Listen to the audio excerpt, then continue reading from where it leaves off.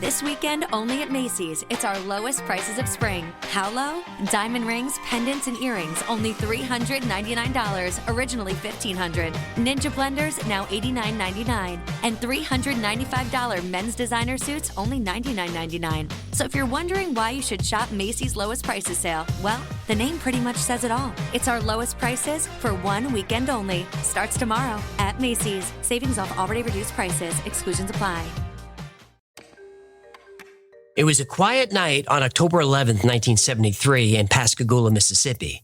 Calvin Parker and Charles Hickson were friends and co-workers at a local shipyard. After a long day of work, they decided to unwind by doing a little fishing. They chatted about work, family, and life while casting their lines into the water. They didn't know that their lives were about to change forever. Calvin and Charles saw a large UFO, but that didn't scare them. What came out of it did. They weren't little pale beings with big black eyes. These creatures were monsters. Charles and Calvin's fear increased as the monsters moved closer and closer. Suddenly, both men were completely paralyzed. They couldn't run. They couldn't move. They couldn't cry for help. All they can do was wait and see what happened next. The monsters grabbed them, and Calvin and Charles, still unable to move, were taken aboard the craft. And that's when the nightmare began.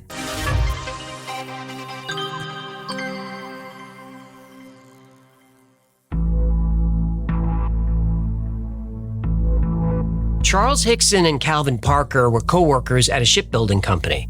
After a tough day at work, they went to the Pascagoula River and found a quiet spot on a pier to do a little fishing. Yeah, hold on. Let me fix that for you. They found a quiet spot on a pier to do a little murdering. Do you mind? Sorry. I lost a lot of good friends to the hook. The wounds are still raw. Go ahead. A blue light appeared in the sky, growing larger as it approached. It came from a disc-shaped craft about 40 feet long and 10 feet tall. It hovered above the water, making a strange buzzing sound. 3 creatures floated out, also hovering above the ground. They were about 5 feet tall with pale, wrinkled skin. Their heads connected directly to their shoulders. Their faces were grotesque, with pointy protrusions instead of noses and ears. Their large, round eyes seemed lifeless. Instead of hands, the beings had crab-like claws at the ends of their arms. Claws? Like the crab cat? Yes, they had claws like a crab cat. Fear the crab cat! The creatures made an eerie buzzing sound as they drew closer. Charles and Calvin became paralyzed with fear. Then they realized it wasn't fear that paralyzed them. The creatures had done something to them, and they were helpless. The beings grabbed Calvin and Charles with their claws, lifting them off the ground. The men felt weightless. Calvin, overwhelmed by terror, fainted, and he was lucky. Charles felt numb and detached, as if his mind were separated from his body.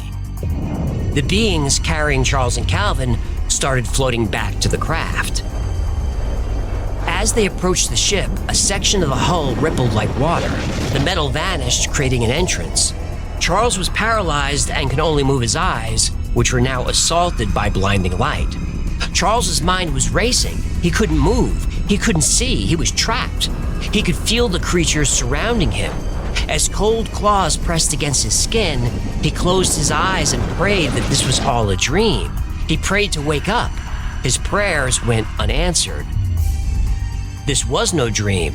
It was a nightmare, but he was wide awake, and the nightmare was just getting started.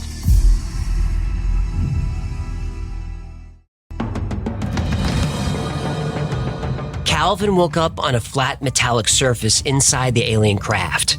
He was in a round room filled with harsh white light, which seemed to come from the walls themselves. The air inside the craft felt thick. It had a metallic scent like ozone after a lightning strike. He also smelled something sour like ammonia.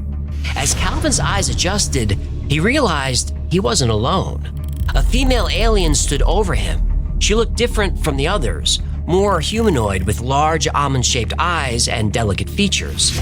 She tried to reassure Calvin telepathically that he was safe. It didn't work. He felt dread as she started examining him, applying pressure to different parts of his body. The female alien stepped back and telepathically said, "I'm not gonna hurt you." No, this is how I know she's about to hurt him. She pinched his cheek, slid her hand down his mouth, and held his jaw open. Yep. On her other hand, long, thin probes grew from the alien's middle fingers. Oh no, not the finger probes. She didn't, flip him over, did she? No. She shoved her middle fingers down Calvin's throat and up towards his nasal cavity. Calvin felt sharp pain and tried to scream, but couldn't. He was choking. Again, he heard her say, "Don't be afraid." Then she extracted something from his nose. Meanwhile, Charles was in another room going through a similar ordeal. 3 of the original beings surrounded him. They used their claws to examine his body. Their movements seemed unnatural and robotic. These beings also communicated telepathically, but they weren't trying to reassure Charles. They were probing his mind, dissecting his thoughts and memories. He tried to resist, but he was powerless. Then a metal object about the size of a football floated over him. He felt it scanning him. It moved up and down his body, then around his head.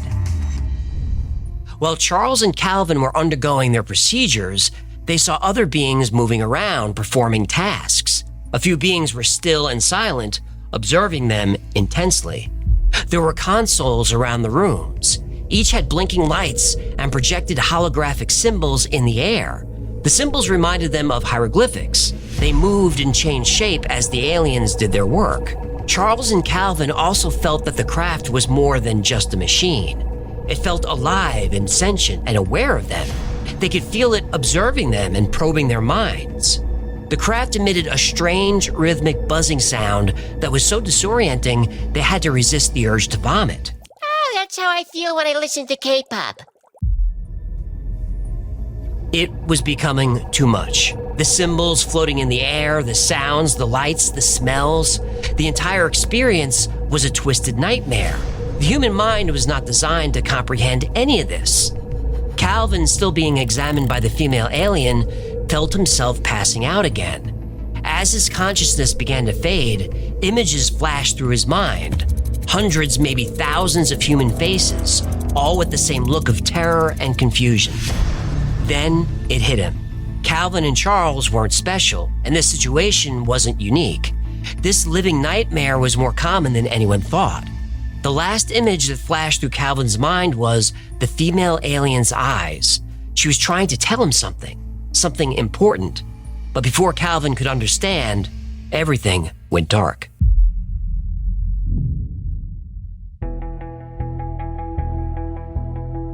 Calvin Parker and Charles Hickson awoke on the riverbank, disoriented and terrified. The craft was gone. They thought hours had passed, but it had only been 20 minutes. Once they regained their composure, they decided to report the incident. First, they called the Air Force, who were dismissive. They said they should go to the police. The Air Force doesn't handle UFOs. Yeah, in other words, go to the police station so we can get down there and secretly investigate. Probably. At the station, they explained everything to the sheriff and the other officers. Though they were skeptical of the story, they sensed genuine fear in their voices, so the officers decided to test them. Calvin and Charles were left alone in a room, unaware that their conversation was being taped. The officers were sure they'd say something to discredit their story. Instead, what they heard only helped confirm it. The recording captured Calvin and Charles discussing the incident, terrified. There was no sign of deceit. She's on a kind of heart attack now. And one down each down. Jesus Christ.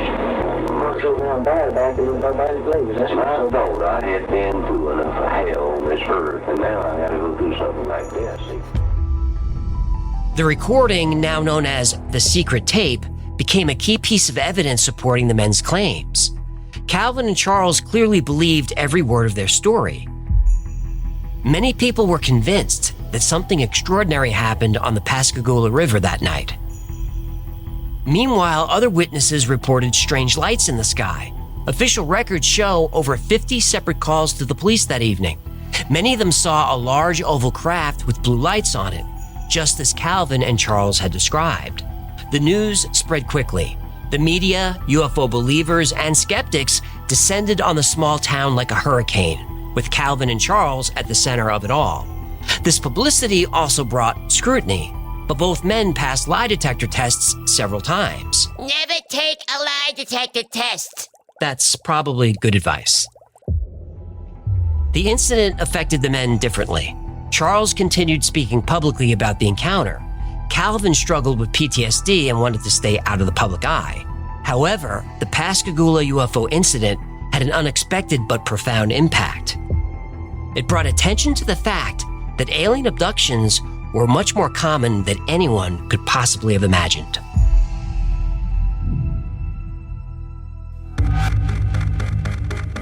The Pascagoula incident is a fascinating and terrifying story, but it's far from unique. Over the years, many people have come forward with accounts of extraterrestrial encounters and alien abductions. You've probably heard of a few of them. One of the most famous cases occurred in 1961 when Betty and Barney Hill claimed to have been abducted in New Hampshire. The Hills described small beings with gray skin and large round eyes who examined them aboard a spaceship. The Travis Walton abduction in 1975 involved multiple witnesses. Walton disappeared after he and his logging crew saw a UFO in the Sitgreaves National Forest.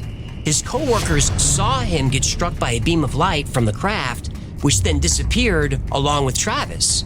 He was missing for 5 days, leading to an extensive manhunt. When Travis reappeared, he said he was aboard a craft with small, large-eyed creatures. Travis actually escaped his examination room and wandered around the craft. Then he encountered taller beings that were more human-like. In 1985, Whitley Strieber was abducted from his cabin in upstate New York. He described his abductors as short with large eyes and heads. Strieber wrote the book Communion about his experience. He gave vivid details about the painful procedures he endured. During one examination, a needle was inserted into his brain. What? He had another procedure that you failed to mention. Well, I don't think it's important to detail every... Yeah, you just don't want to say it. No, I just... Anal probe. Anal probe. I heard you.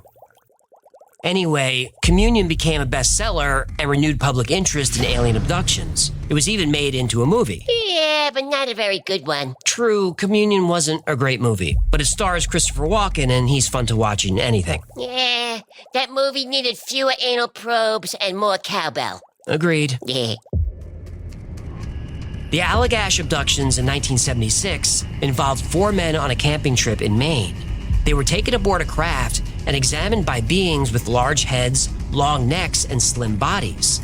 Like Pascagoula, this event had multiple witnesses. These cases share similar details: paralysis, levitation, telepathic communication, and invasive procedures. Yeah. Most abductions are single incidents. The victims are left traumatized, but thankfully it never happens again. But in some cases, the abduction is only the beginning.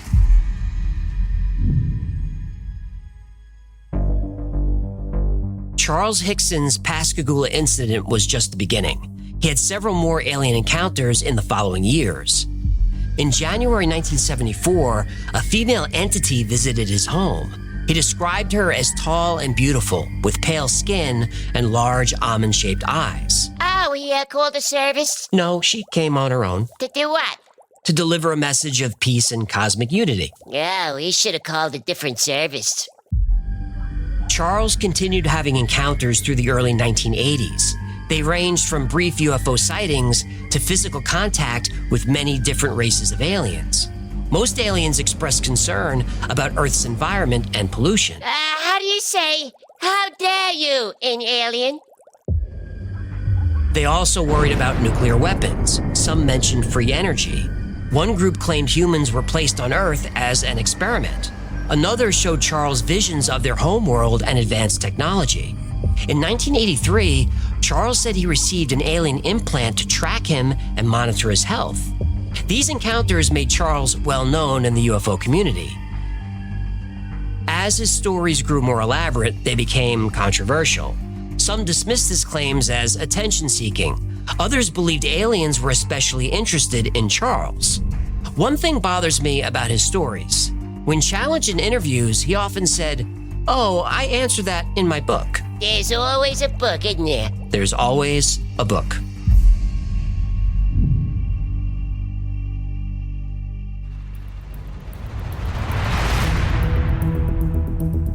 The Pascagoula UFO incident is a believable alien abduction story. 2 unwavering witnesses, a secret recording supporting their claim, other witnesses seeing the craft. It's considered one of the most compelling UFO cases in history. But is it true? Charles Hickson and Calvin Parker's accounts are detailed and consistent. However, there's no physical evidence. Let's explore a possible psychological explanation.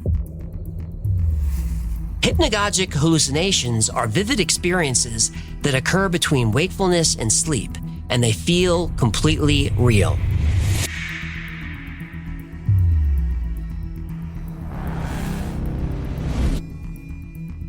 These can include seeing strange figures, hearing voices, or feeling a presence. The paralysis reported by Charles and Calvin resembles sleep paralysis. As your brain goes to sleep, it shuts down your motor functions so you don't act out your dreams. We're almost always unconscious when this happens. But if you're awake and experiencing sleep paralysis, it can be terrifying. I'm a lucid dreamer, and one of the most difficult aspects of learning to lucid dream is overcoming the fear of sleep paralysis. And you often hear buzzing sounds during this state. I've heard it. Charles also reported buzzing sounds. Many alien abduction accounts align with hypnagogic experiences, like seeing dark humanoid figures called shadow people or the Hat Man. These entities lurk at the edge of perception, similar to aliens in abduction cases. Another phenomenon is the hag or old hag syndrome. This is when you see a person often looking like an old witch. You feel pressure on your body as she climbs on top of you. Some feel pain or even sexual violation while paralyzed. This resembles experiences described by alleged abductees, including Charles and Calvin. I've had an old hag experience. I talk about it in our Shadow People episode. Link below to the episode where the human gets so scared he wets the bed. Well, I didn't wet the bed, but I'm being completely honest when I say this was the scariest experience I ever had in my life. I don't believe in shadow people or ghosts, but this felt absolutely 100% real. I never want to go through it again. It's possible that Charles was having a hypnagogic hallucination. The other details were his mind just filling in the blanks. At the time, UFO stories were very popular. So what about Calvin Parker? How can 2 people have the same hypnagogic experience? Well, they can't. When Charles and Calvin went to the police, Calvin actually said he was asleep during the whole incident. It was only later that the memories came back. Plus, it was Calvin's first day on the job. He was only 19. Charles was 43, his superior at work, and an authority figure.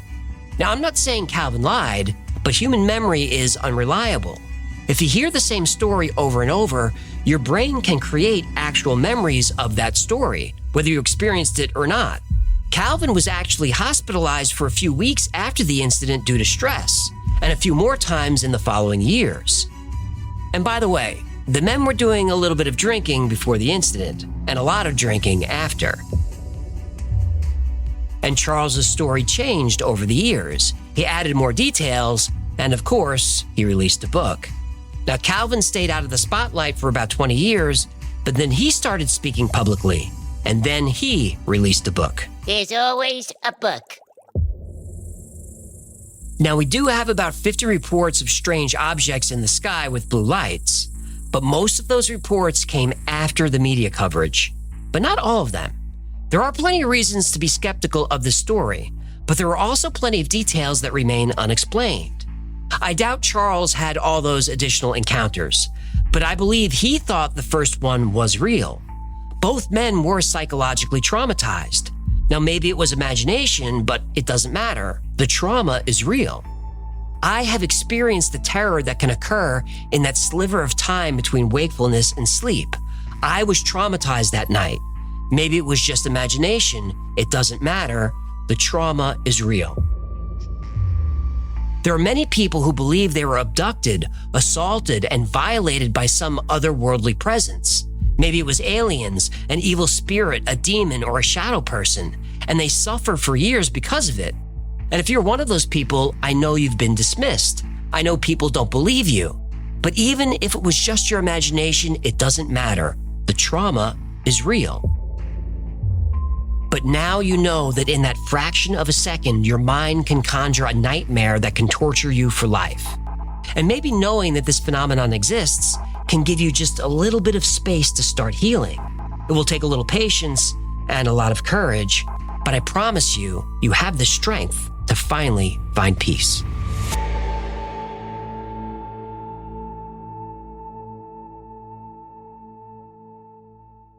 Thanks so much for hanging out with me today. My name is AJ. There's Hecklefish. Nanu, from, that's the Mork thing. Nanu, Mork from Mork. This has been the Y-Files. If you had fun or learned anything, do him a favor, hit like, subscribe, comment, share. That stuff really helps him out.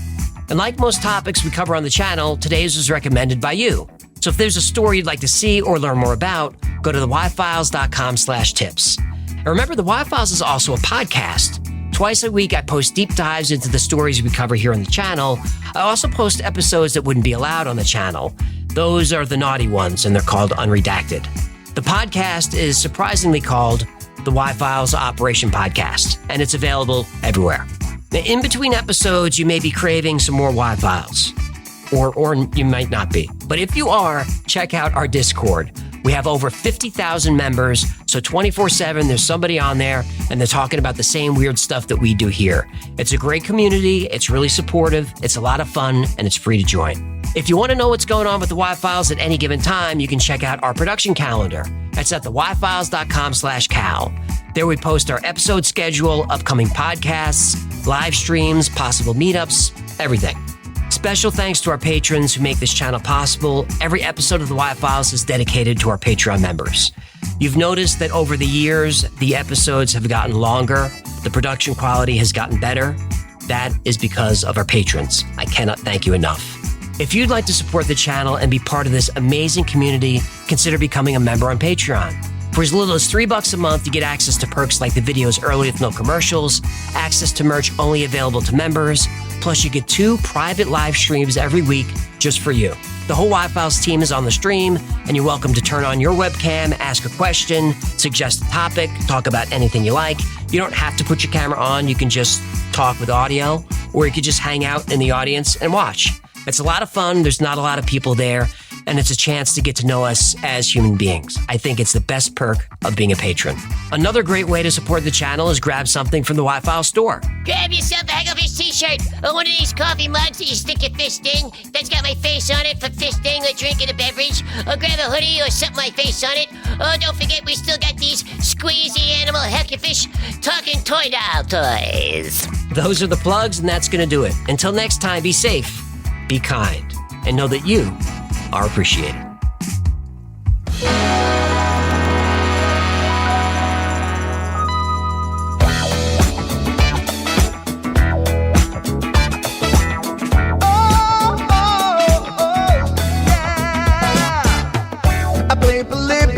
In Area 51, a secret code inside the Bible said I would. I love my UFOs and paranormal fun, as well as music, so I'm singing it like I should. But then another conspiracy theory becomes the truth, my friends, and it never ends. No, it never ends.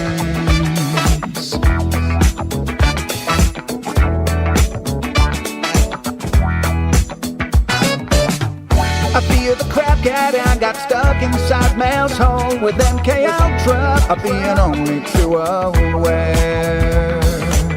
Did Stanley Kubrick fake the moon landing alone on a film set? Or were the shadow people there? The Roswell aliens just fought the smiling man, I'm told, and his name was Cold. And I can't believe I'm dancing with the fish. Head go fish on Thursday nights with AJ2, and the Wi-Fi's helping me all through the night. All I ever wanted was to just hear the truth, so the Wi-Fi's on repeat all through the night.